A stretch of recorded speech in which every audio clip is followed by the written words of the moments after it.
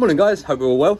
Got another beauty over my shoulder here. You probably saw we had the Mark III Capri in, and it's my lucky day again. So I'm not sure which one of these cars I prefer. I've got a big soft spot for the Capri, but this is a Mk1 Golf.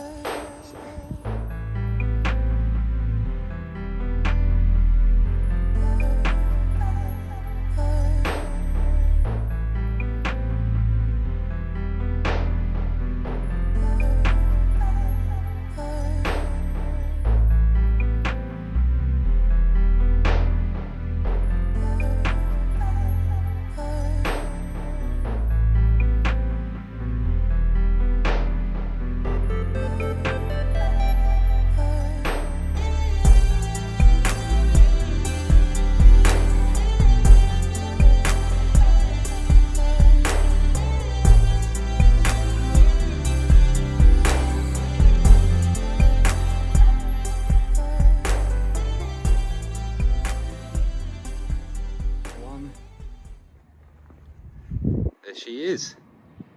How nice is that colour? Really nice condition as well. Lovely wheels, check these out. And he's put it on air ride as well, but I'll show you that later on. And she's got the blind.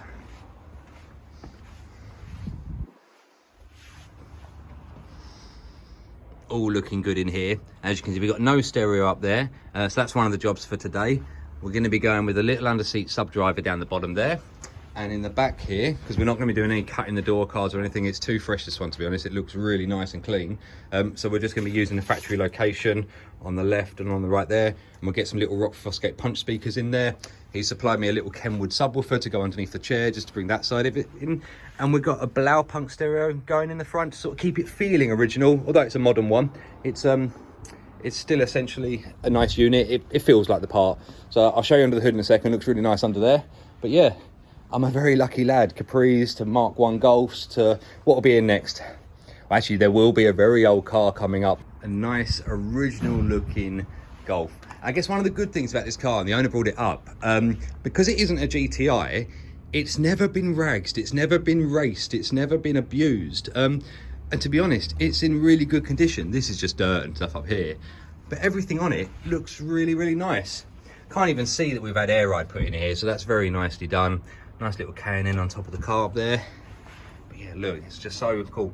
You can see how much air cooling you get in here and things, just with all this air movement around. But no, a very nice little engine bay. Can't go wrong with that at all. A question for you guys. So, I guess this is a blind, but in the back of my mind, I keep thinking of loofahs, which actually I think is the thing that you use to scrub your back when you're in the shower. But what would you guys call them? The blind or a loofah?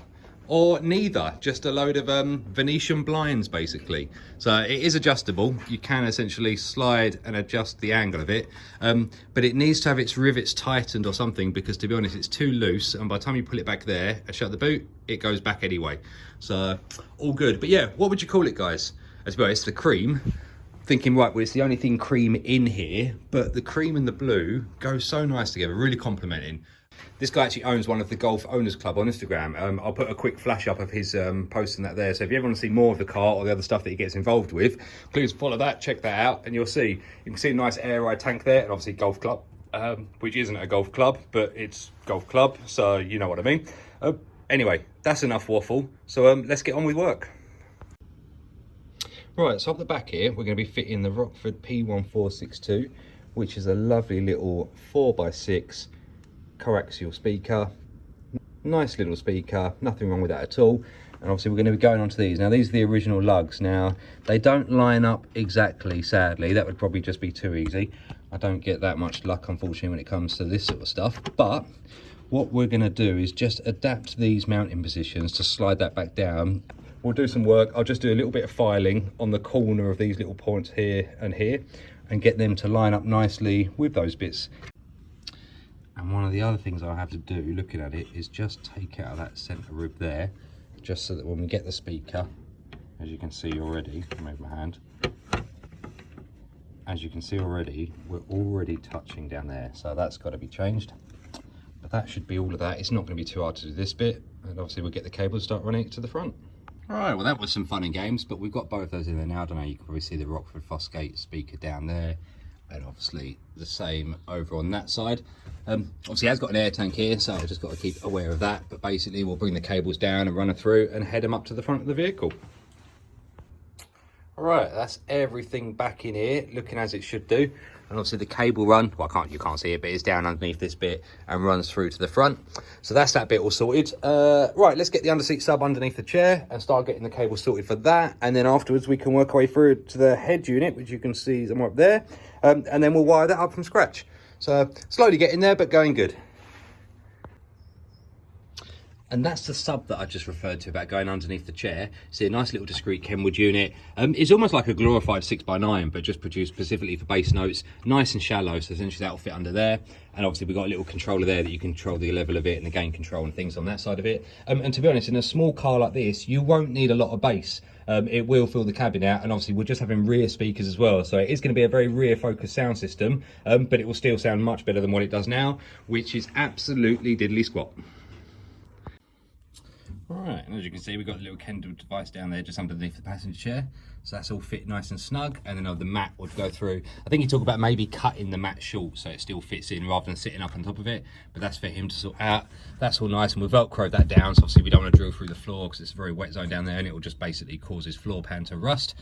So right, so let's get these cables sorted, get through to the front, and we can make it all neat and start getting the stereo in.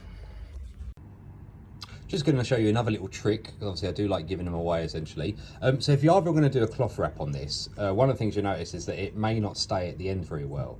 So what I'm going to do is basically just get a little cable tie. I'll try and do this one-handed, and we'll thread that through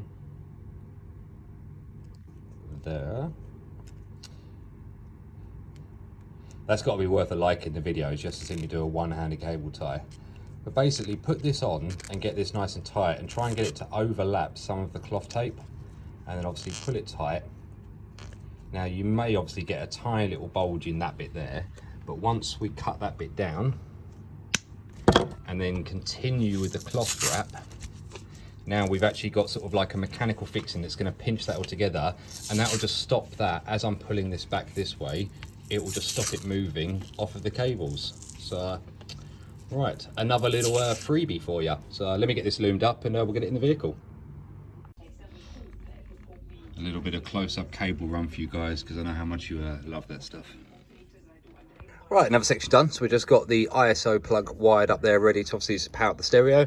And off we've got our RCA connections that will run down to the sub underneath the chair.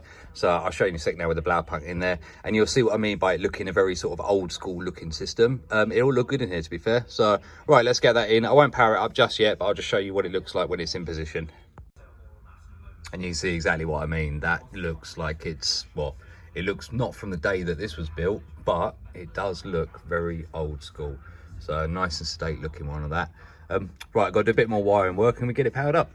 Right, as you can see, we've got that playing. Obviously, you can probably hear we've got the sound coming out from back there. So yeah, one other thing I've got to do is obviously get this power cable through to the front. I think I've shown you this one before, but this is just the outer sleeve on a bicycle, a brake sleeving cable, the outer part. I've put that through a grommet, which I'll show you up under the bonnet. That leads down and just feeds into a grommet. You may be able to see it on the light there, but that one there, which means now I can take that to it and pull that through. No cutting required, no nothing. Definitely one of the best little tools you can use. All I've got to do is get that power cable around there, connect up to the battery, give it a test, and I think we're done. And that is the finished article. So you can see we've got the little controller just the side of where his airlift bit is. And obviously we've got some of my awesome music playing on here. And yeah, it feels comfortable. Do love being in these old cars. I've got an old VW camper van, and it just feels so similar with the way they used to do the clock lights and everything about it. And like I said, to be honest, I don't think many people nowadays would even know what a choke is. So very, very nice example. I presume this headlining has to be replaced. It looks phenomenally good, to be honest. Yeah, looking at these are all fresh lines on there. And Nick, very kindly the older, is going to show us how cool it is. That's quite quick actually, isn't it? It is quick. Yeah, some of them you see, they're quite slow. Get it going down, it's quite cool when it goes down. Yeah, give it a slam. Nah, that is lovely, isn't it? And that is getting right down there, isn't it? Yeah, she's slammed.